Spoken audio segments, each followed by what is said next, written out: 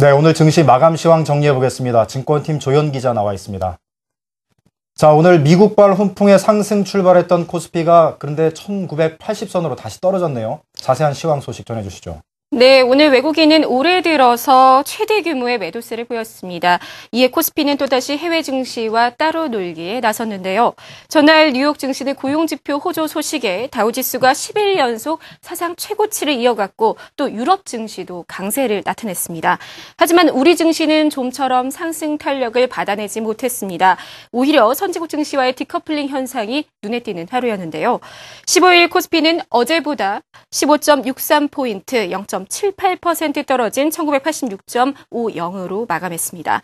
전날 선물 옵션 동시 만기와 금통위의 기준금리 결정까지 주요 이벤트가 종료되면서 개장은 소폭 상승 출발했지만 갤럭시 S4 공개 이후 실망감이 반영돼서였을까요? 이 외국인이 대량 매도에 나서면서 낙폭을 키웠습니다. 개인과 기관이 각각 3,167억 원, 2,559억 원가량 매수 우위를 나타냈지만 외국인이 5,889억 원 순매도세를 보이며 지수에 부담이 됐습니다. 프로그램 매매도 5천여억 원 매도 우위를 보였습니다. 업종별로는 전기가스업이 4.80%, 전기전자가 2.21% 등 하락세를 보인 업종이 많았고요. 종이 목재와 운송장비, 섬유 의복 등은 상승했습니다. 시가총액 상위 종목도 하락세가 더 눈에 띄는데요. 차세대 스마트폰 갤럭시 S4를 공개한 삼성전자의 주가는 2.63% 떨어졌고 포스코는 1.64%, 한국전력은 무려 6.33% 큰 폭의 하락세를 보였습니다. 네, 말씀하신 대로 갤럭시 S4 공개에도 불구하고 삼성전자가 비교적 큰 폭으로 약세를 보였는데 관련 부품주들의 움직임은 어땠습니까? 네, 관련 부품주들의 주가도 혼조세를 보였습니다. 갤럭시 S4에 케이스를 공급한 것으로 알려진 신양과 인타스는 각각 2.60% 또 1.86% 떨어졌고 파트론과 플렉스컴, 크루셜 엠스도 모두 내림세를 보였습니다.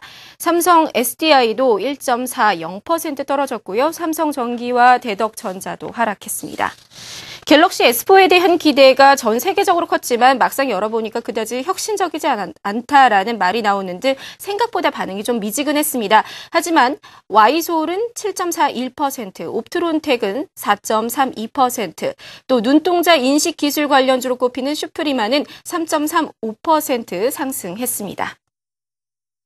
네, 이번엔 코스닥 마감 시황 알아보겠습니다. 코스닥은 기관과 외국인 매수세에 힘입어서 코스피와는 달리 상승 마감했네요. 자세한 시황 전해주시죠. 네, 코스닥이 나흘째 강세를 이어갔습니다. 15일 코스닥은 어제보다 1.22포인트, 0.22% 오른 554.81로 장을 마쳤습니다. 지난 2009년 5월 22일 554.09포인트를 기록한 이후 3년 10개월 만에 최고치를 경신한 것인데요. 개인이 134억 원 순매도한 가운데 외국인이 79억 원, 기관이 107억 원 순매수하면서 지수 상승세를 뒷받침했습니다. 업종별로는 운송장비 부품과 인터넷이 강세를 보인 반면 의료정밀기기와 섬유 의류 등은 약세를 나타냈고요. 시총 상위권 종목 중에서는 CJ 오쇼핑과 다음 젠백의 상승세가 눈에 띄었습니다. 뉴욕 증시에서 다우지수가 경제지표 호조에 힘입어 연일 지칠 줄 모르는 신기록 행진을 이어가고 있습니다. 유럽 증시 또한 미국발 훈풍에 힘입어서 5년여 만에 최고 수준으로 뛰어올랐습니다. 오상혁 기자가 보도합니다. 한동안 방향성이 엇갈렸던 글로벌 증시가 모처럼 한박 웃음을 지었습니다. 14일 뉴욕 증시에서 다우지수는 10일째 상승세를 이어가며 8일 연속 사상 최고가를 갈아치웠고 스탠더드 앤드 푸어스 500 지수도 사상 최고치인 1565.15를 불과 2포인트가량 남겨뒀습니다. 유럽 증시도 뉴욕 증시 상승세에 힘입어 급등세를 타며 5년여 만에 최고 수준으로 뛰어올랐습니다. 유럽 시황을 반영하는 범유럽권 지수인 스톡스 유럽 600 지수는 지난 2008년 6월 이후 약 5년 만에 최고치를 기록했고 독일 증시도 지난 2007년 12월 28일 이후 5년 3개월 만에 8,000선을 돌파했습니다. 미국의 지난주 신규 실업자 수가 증가할 것이라는 예상을 깨고 10,000명 줄어든 데다 실업수당 청구 건수도 예상 밖으로 대폭 줄어 5년 만에 최저치를 기록했다는 소식이 투자 분위기를 북돋았습니다. 여기에 미국의 지난해 4분기 경상수지 적자가 예상과는 달리 3분기 연속 감소한 것으로 나타남에 따라 연방준비제도가 양적 완화를 지속할 가능성이 커졌다는 전망이 나온 점도 증시에 힘을 실어줬습니다. 한편 유로존의 지난해 4분기 취업자 수는 7년 만에 최저 수준을 기록했지만 14일부터 이틀간 일정으로 열리는 유럽연합 정상회담에서 실업 문제와 재정 긴축에 대한 해결책을 모색할 것이라는 기대감이 이를 상쇄시켰습니다. 이에 따라 시장의 관심은 EU 정상회담에 집중되고 있습니다. 전문가들은 이번 정상회담에서 경기 부양을 위한 긍정적인 결과가 도출된다면 향후 유로존 경기에 큰 힘이 될 것이라며 주식 투자가 지속적으로 유지될 것으로 낙관하고 있습니다. 한국경제TV 오사익입니다. 원달러 환율이 5개월 만에 1,110원대로 올라섰습니다. 미국 경기가 호전된 영향도 있겠지만 우리 정부의 입장이 원화 강세 용인해서 규제 쪽으로 방향을 잡았기 때문입니다. 김덕조 기자의 보도입니다. 환율의 변동성이 큽니다. 원달러 환율은 5개월 만에 1,110원대에 올라왔습니다. 특히 2달 동안 원화는 달러 대비 약 6% 절하됐습니다. 최근 원화만 달러 대비 약세를 보인 것은 아닙니다. 태국 바트화와 중국 위안화 등을 제외한 대부분의 통화가 달러 대비 약세였습니다. 최근의 달러화 강세는 미국의 양호한 경기 회복 때문입니다. 금융위기 이후의 달러 강세는 안전자산 선호 현상 때문이었지만 지금은 우호적인 경기 펀더멘탈이 달러에 반영됐습니다. 여기에 엔화의 급격한 하락으로 환율에 대한 우리 정부의 입장이 바뀐 것도 한 요인입니다.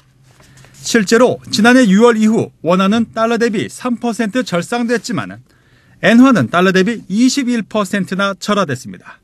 수출 기업들에게는 비상등이 켜졌습니다.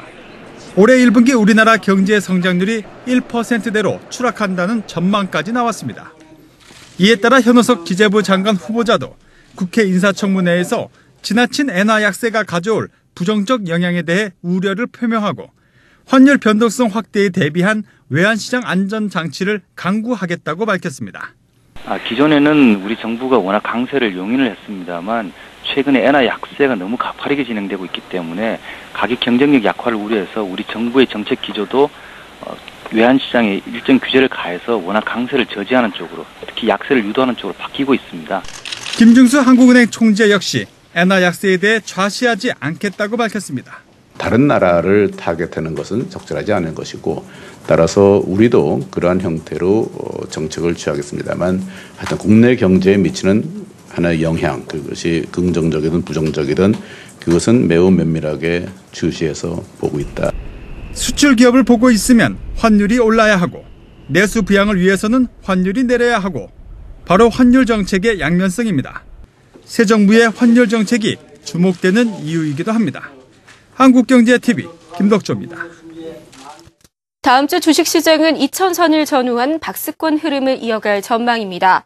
1분기 실적 불안감이 여전한 가운데 경제지표 개선 여부와 환율이 변수로 작용할 것이란 분석입니다. 전문가들의 의견을 화면으로 만나보시죠.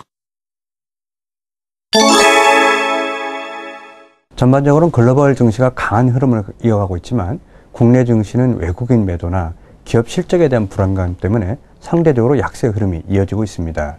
다음 주도 아직까지는 실적 시즌 이전이기 때문에 주시장의 불확실성이 좀 더 있을 것으로 보이고 4월 초 중순에 기업 실적을 확인하면서 주시장의 상승세가 다시 나타날 가능성이 있어 보입니다. 당분간 박스권 흐름에서 벗어나기가 어려울 것으로 보여집니다. 대북 문제가 여전히 발목을 잡고 있는 상황에서 1분기 실적에 대한 기대감이 여전히 낮은 상황 속에 있는 상황이기 때문에 실적 기대감 악화와 또 대북 경제 대외 여건 악화라는 부분이 지수의 변동성을 만들어내는 요인으로 작동할 것으로 전망하고 있습니다. 외국인들의 집중적인 매도 물량이 이번 주에 대부분 해결이 됐기 때문에 다음 주에는 수급은 상대적으로 완화될 것으로 보입니다. 다만 월 말로 갈수록 1, 4분기, 특히 3월 거시 지표에 대한 불확실성이 있어 보이는데 특히 한국은 1, 4분기 GDP 성장률이 1%대까지도 떨어질 수 있다라는 불확실성이 있기 때문에 다음 주 주식시장은 기업 실적 이전에 거시 지표를 먼저 한번 확인을 해봐야 될 것으로 보입니다. 국내 대북에 대한 그런 변수를 지켜봐야 될 것이고요. 또 하나는 원달러 환율이 상승을 했기 때문에 환율의 지속성 여부를 좀 지켜봐야 될 포인트라고 볼 수 있겠습니다. 아무래도 이제 가시적인 실적이 1분기 실적이 가시권에 들어와 있기 때문에 실적에 대한 관심도 이제 점차 확대될 것으로 전망을 하고 있습니다. 현재로서는 거래소 주식시장이 2000선이라고 불리는 상단에서 계속해서 대밀리는 모습을 보이고 있기 때문에 투자자들이 상대적으로 여기에서는 몸집이 가벼운 거래소 중소일주나 코스닥에 집중하고 있는 것으로 보입니다. 아직까지는 위쪽을 확실히 뚫고 가기는 어렵다는 점에서는 중소형주 매매가 좋을 것으로 보이는데, 반대로 4월 초 중순경에 수급이 괜찮아지고 실적이 확인되면서 박스권 상단을 뚫게 된다면 기존과는 다소 다른 매매 패턴이 필요할 것으로 보입니다. 현재 제일 중요한 키포인트라는 것은 실적에 대한 종목 차별화 양상입니다. 같은 업종 내에서도 실적이 좋아지는 종목과 악화되는 종목의 주가 간격은 크게 확대될 것으로 예상되고 있기 때문에 실적에 주목을 해서 대응하는 것이 필요해 보이고요.